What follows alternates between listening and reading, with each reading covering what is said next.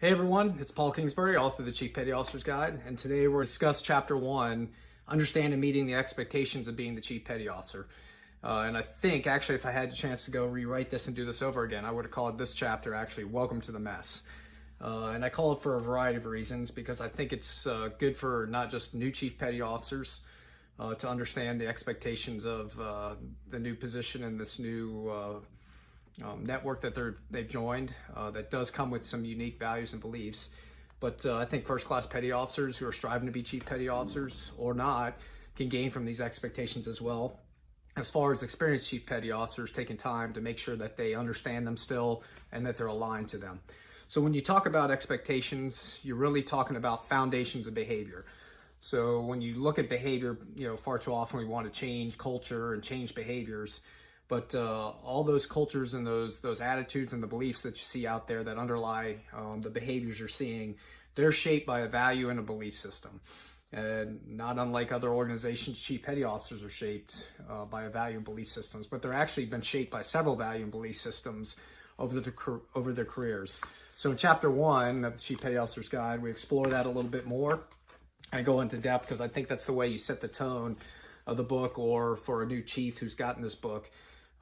It sets some of the expectations. So when you think about the foundations of behavior and where those values and beliefs are captured, you have to think of several different sources. So in the chapter, I touch on things like, hey, there's professional expectations of being a member of the profession of arms. And I'll reference you to the Backbone of the Armed Forces Non-Commissioned Officer Petty Officer Guide that gets into some of those more broad expectations of professionals and being a professional in the profession of arms. You also have Navy expectations, right? And there's Navy value and belief system that you've been introduced to, all sailors are introduced to in boot camp, and they're reinforced. So those are captured in things like your oath of enlistment, the sailor's creed, and our core values of honor, courage, and commitment. So once again, I go a little bit into those, review those briefly, but once again, I wanted to highlight them and make sure people are reflecting and gauging how well they are aligned to it. When you remember again about the Chief Petty Officer's Guide, it's a book of self-reflection. So it's to introduce you to some concepts, some things that maybe you haven't thought about in a while, and it's time for you to go back and think about how well you're aligned to those and how well you've internalized them and you're modeling those things. So you've got professional of arm expectations, you've got Navy expectations. We also have expectations, unique to the Chief Petty Officer's mess. So we all have expectations of us, values and beliefs as sailors. But then as Chief Petty Officers, these are the new things you're introduced to. So and those things are captured in two documents that I specifically call out. So one is well known, obviously, the Chief Petty Officer's Creed.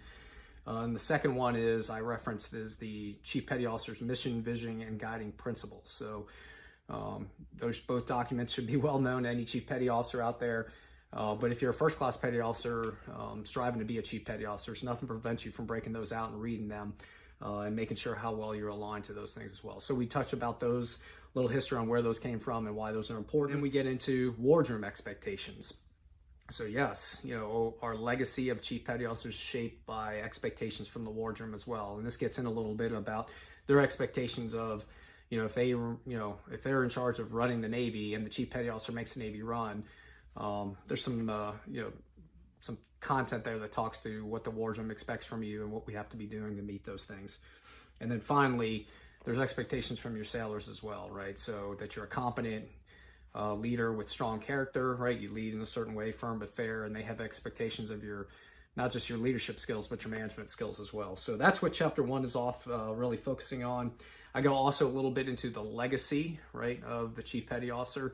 And we talk about the importance of legacy and that legacy that we're protecting as Chief Petty Officers when you get welcomed into the mess. So I'm going to talk about people like Carl Brashear, Del Black, Loretta Walsh, Peter Tomich. Those are captured because there are many examples of legacy and many chiefs that embody the attributes and characteristics and represent the values and beliefs that we strive to achieve.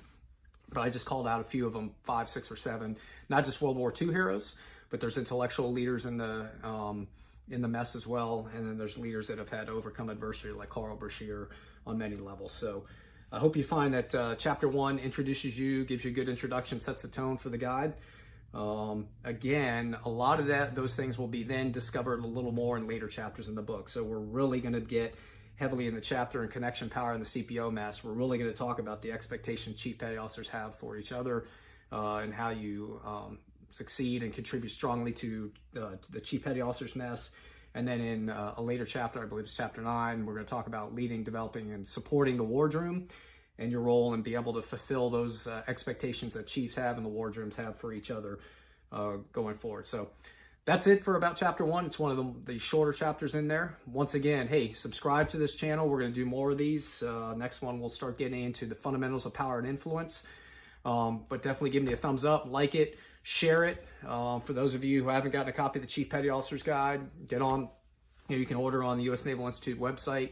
It's on Amazon, it's Barnes & Noble. So, and if you do get it, give me some feedback on Amazon. Leave a comment, let them know how you're liking it.